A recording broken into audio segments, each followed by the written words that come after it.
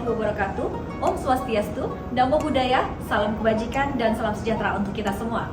Perkenalkan, kami dari kelompok 6, ada saya Susana Emilia Sari dan teman saya Farika Yasmin Anjani dan rekan saya Tali Oktariani Putri.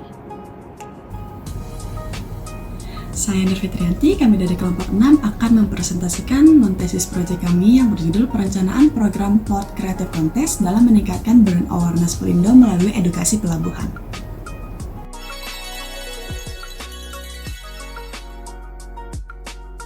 Kami awali dengan latar belakang perencanaan program Port Creative Contest dalam meningkatkan brand awareness Pelindo melalui edukasi pelabuhan. Mengambil case study PT Terminal Peti Kemas Surabaya yang merupakan penyedia jasa kepelabuhanan khususnya untuk peti kemas domestik maupun internasional yang juga merupakan salah satu grup usaha dari PT Pelabuhan Indonesia atau Pelindo. Apabila dilihat dari logo PT Terminal Peti Kemas Surabaya menggunakan logo monolitik dari Pelindo, sehingga event ini tentunya juga akan meningkatkan brand awareness dari Pelindo itu sendiri.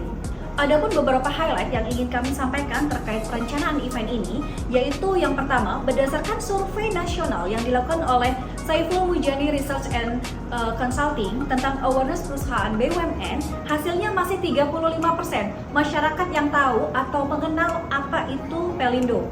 35% tertinggi ini berasal dari kelompok laki-laki, perkotaan, berpendidikan tinggi, dan usia range 26 sampai dengan 40 tahun. Menurut pengamatan kami, kurang dikenalnya Pelindo di masyarakat, yakni terbatasnya akses untuk masuk ke pelabuhan, karena pelabuhan sendiri merupakan area terbatas. Selain itu, lokasi pelabuhan yang berada di pinggir laut, sehingga hanya masyarakat pesisir laut yang mungkin lebih mengenal Pelindo, di luar stakeholder yang berhubungan erat dengan Pelindo. Target pada event ini, yakni para pelajar SMA di Surabaya, mengingat pada jenjang ini mereka akan menentukan kejuruan untuk masuk ke jenjang perkuliahan, sehingga harapannya akan banyak kader-kader SDM dari bidang pelabuhan yang akan menjadi penerus untuk bekerja di lingkup pelabuhan. Dan pelajaran tentang ilmu kepelabuhan ini sendiri didapat hanya terbatas oleh beberapa sekolah saja, utamanya sekolah yang konsentrasinya memang di pelabuhan. Sehingga pada pelajaran sekolah-sekolah umum tidak terdapat pelajaran untuk khusus tentang pelabuhan. Paradigma yang digunakan dalam perencanaan ini adalah post-positivism. Metode survei dan wawancara yang tidak mendalam digunakan untuk mengumpulkan data dari siswa-siswi SMA mengenai pengetahuan dan kesadaran mereka terhadap pelabuhan di Surabaya, yakni Pelindo dan TPS. Data ini kemudian akan dianalisis secara kuantitatif untuk mengukur target peserta dan mengevaluasi efektivitas acara dalam meningkatkan pengetahuan dan kesadaran mereka tentang pelabuhan dan topik-topik terkait. Sedangkan untuk tradisi komunikasi yang digunakan pada perencanaan ini, yakni tradisi sosio-psikologis, tradisi sosio-kultural, dan tradisi retorika.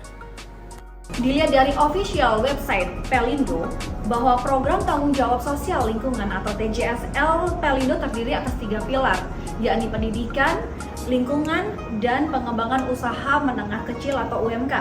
Event ini merupakan salah satu implementasi dari pilar pendidikan, yakni melalui edukasi pelabuhan. Berdasarkan artikel yang ditulis Wahyu Nurhidayatun Nisa pada website its.ac.id, pada gambar konsep rencana dari Sustainable Port, salah satu poin dalam pembangunan pelabuhan berkelanjutan yaitu Port Education, di mana ini merupakan integrasi pelabuhan dengan masyarakat dan untuk pembelajaran yang berkelanjutan. Lalu, apakah rumusan masalah dan tujuan dari perencanaan ini? Akan dijelaskan oleh rekan saya, Yasmin.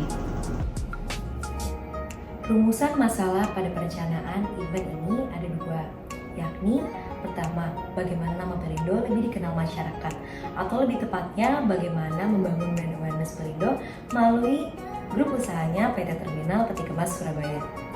Kedua, kalau tadi sudah dijelaskan bahwa salah satu pilar tanggung jawab sosial lingkungan Pelindo adalah pilar pendidikan, edukasi pelabuhan pun menjadi salah satu poin penting dalam mewujudkan Sustainable Port melalui pembelajaran berkelanjutan.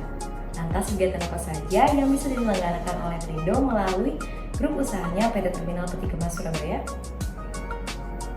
Selanjutnya adalah tujuan dari perencanaan program Port Creative Contest dalam meningkatkan brand awareness Pelindo melalui edukasi pelabuhan, yakni pertama, mampu meningkatkan brand awareness Pelindo yang dilakukan oleh grup usahanya PT Terminal Peti Kemas Surabaya melalui event Port Creative Contest. Kedua, berkontribusi pada bidang pendidikan sebagai implementasi program tanggung jawab sosial lingkungan pada pilar pendidikan, sehingga Pelindo melalui grup usahanya PT Terminal Peti Kemas Surabaya memberikan edukasi kepelabuhanan kepada para mahasiswa SMA di Surabaya, di mana edukasi pelabuhan ini juga merupakan salah satu plan program dalam pembangunan pelabuhan berkelanjutan. Selanjutnya rekan saya Thalia akan menjelaskan tentang literatur review yang akan digunakan pada perencanaan ini. Silakan Thalia. Oke, ada 10 literatur review yang akan kita gunakan pada non-thesis project kali ini. Yang pertama, Marketing Public Relations Strategy in Developing Authorines Brand Awareness, a study through virtual tour events during COVID-19 pandemic by Veronica dan Lucia Savitri Satya-Utami. Yang kedua, upaya peningkatan brand awareness PT Gojek Indonesia melalui aktivitas marketing public relations by Umaima Wahid dan Anggun Eka Puspita. Yang ketiga, peran Corporate Communications PT Krakatau Steel Persero Tbk dalam upaya mempertahankan citra positif perusahaan by Dwi Cita Febrianti. Yang keempat, peran Public Relations dalam manajemen event, studi terhadap peran Public Relations Galeria Mall dan Plaza Ambaruk Mall dalam pengelolaan event tahun 2013 by Mutia Dewi dan Marcha Ryunke. Yang kelima, manajemen event sebagai praktik PR dalam membangun citra perusahaan by Vidi Kencana Putri dan Dadan Mulyana. Yang keenam, perencanaan kampanye public relations Mari Bersatu Permata Bunda untuk meningkatkan awareness masyarakat sekitar terhadap sekolah TK, SD, SMP Permata Bunda by Sherlyn Mabel Ulyanti dan Kiki Suwarso. Yang ketujuh, ada strategi Corporate Communications melalui media sosial di PT Angkasa Pura I Persero Juanda Surabaya by Hifsa dan Agustinus Budi Setiawan. Yang kedelapan, ada Challenging a Sustainable Port, a Case Study of Soda Port China Creek by Ionis, Trifonas, dan Theo Charis. Yang kesembilan, Strategi Marketing Public Relations dalam Manajemen Event, Studi Deskriptif Peran Dikti dalam Mengelola Event Gebiar Pameran Pendidikan Tinggi Jakarta 2021 di masa pandemi by Waris Abdurrahman dan Akida Nuril Salma. Yang terakhir, yang ke-10, Strategi Marketing Public Relations dalam Rebranding HSBC Indonesia untuk membentuk brand awareness by Prasetya Yoga dan Realdo Rizky. Kira-kira teori apa ya yang akan digunakan pada perencanaan kali ini? Silakan rekan saya Fitri yang akan menjelaskan. Halo, dalam sesi ini saya akan membahas konsep penting yang di-highlight dalam proyek ini. Pertama, mari kita bahas tentang corporate communication. Menurut Van Riel, corporate communication adalah fungsi manajemen strategis yang bertujuan untuk memastikan bahwa komunikasi organisasi konsisten dengan identitas, reputasi, dan citra perusahaan yang diinginkan. Singkatnya, corporate communication adalah fungsi manajemen yang bertujuan untuk menciptakan komunikasi yang efektif internal dan eksternal organisasi. Corporate communication merupakan payung yang membawahi beberapa aspek komunikasi, salah satunya adalah marketing public relation. Menurut Harris, marketing public relation merupakan perencanaan dan evaluasi program yang mempromosikan pembelian dan kepuasan pelanggan melalui komunikasi yang menghubungkan perusahaan dan produk mereka sesuai dengan kebutuhan, keinginan, dan minat konsumen.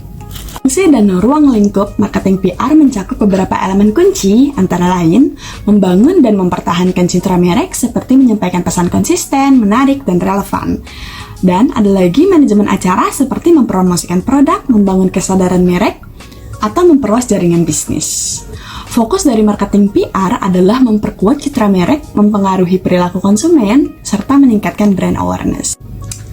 Brand awareness sendiri mencakup dua dimensi utama, yaitu tingkat pengenalan merek atau brand recognition, yaitu kemampuan konsumen untuk mengenali merek ketika diperlihatkan, dan tingkat pemahaman merek atau brand recall, yaitu kemampuan konsumen untuk mengingat merek ketika dipertanyakan. Menurut Kevin Lemkeller, brand awareness adalah langkah awal membangun hubungan antara merek dengan konsumen. Dengan tingkat brand awareness yang tinggi, merek dapat mencapai tujuan seperti meningkatkan kesadaran, membangun kepercayaan, dan mempengaruhi keputusan pembelian konsumen. Yang keempat, buat pesan kunci yang menarik dan komunikasikan nilai organisasi yang selaras dengan minat dan nilai target audience. Yang kelima, Tentukan saluran komunikasi yang tepat untuk melibatkan target audiens seperti mempertimbangkan platform digital, media sosial, key opinion leader, dan saluran komunikasi langsung. Yang keenam, buat rencana taktis seperti media relation, pembuatan konten, event, humas, manajemen crisis, dan komunikasi internal.